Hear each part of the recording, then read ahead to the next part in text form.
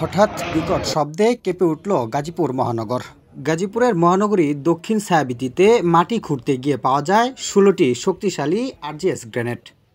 পরে বুম ডিপ্রোজাল ইউনিটের ১৯ সদস্যের টিম এসে প্রায় ৪ ঘন্টা কঠোর পরিশ্রমের পর সবগুলো গ্রেনেড নিষ্ক্রিয় করেন।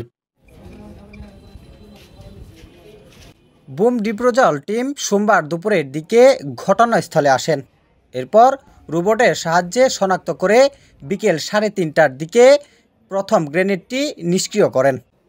এরপর পর্যায়ক্রমে ধাপে ধাপে ১৬টি গ্রেনেড নিষ্ক্রিয় করা হয়। এরপর বিকট শব্দে আশেপাশের এলাকা কেঁপে ওঠে। আতঙ্কিত হয়ে ওঠে এলাকাবাসী। ফেটে যায় প্রায় আশেপাশের কয়েকটি বিল্ডিংয়ের জানালাও।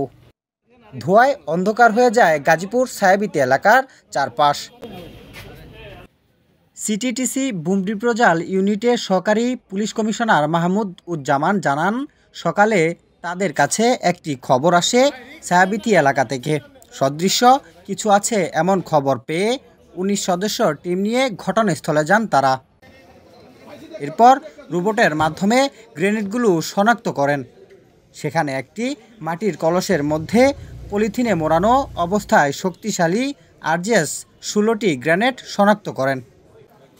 পরে সেখানে থাকা আশেপাশের লোকজনকে নিরাপদ দূরত্বে সরিয়ে দিয়ে তাদের ২ জন বুম ডিপ্রোজাল সদস্য বুমস্যুট পরে ঘটনাস্থলে গিয়ে প্রতিটি গ্রেনেড বিস্ফোরণ এর মধ্য দিয়ে আলাদা আলাদা করে সাদাত হুসাইন, এই সময় গাজীপুর।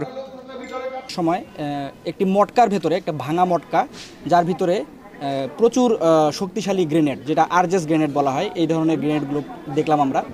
এরপরে এই জায়গাটা ঝুঁকিপূর্ণ হয়, এটা আমাদের নিজেদের জন্যও ঝুঁকিপূর্ণ ছিল, যার কারণে আমরা আমাদের যে রোবট আছে আরওভি, রিমোটলি অপারেটেড ভেহিকেল, এটার মাধ্যমে আমরা রোবটের মাধ্যমে প্রত্যেকটা যেই গ্রেনেডগুলো আছে এগুলো আমরা দেখার চেষ্টা করি যে এগুলোর পিনগুলো অক্ষত আছে কিনা, কারণ আপনারা জানেন যে গ্রেনেডের পিনটা খুলে ফেললে এটা তখন খুবই রিস্কি থাকে আর কি।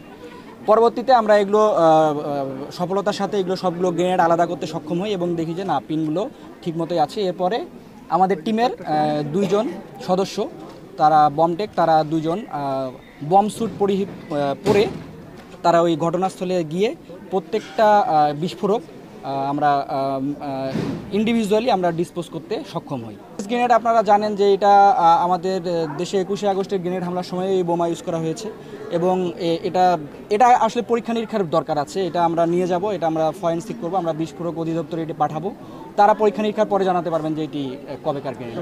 এগুলো প্রত্যেকটা গ্রেনেড লাইভ গ্রেনেড ছিল, খুবই ঝুঁকিপূর্ণ ছিল। প্রত্যেকটা একটা মটকার ভেতরে, একটা পলিথিনের ভেতরে মোড়ানো ছিল।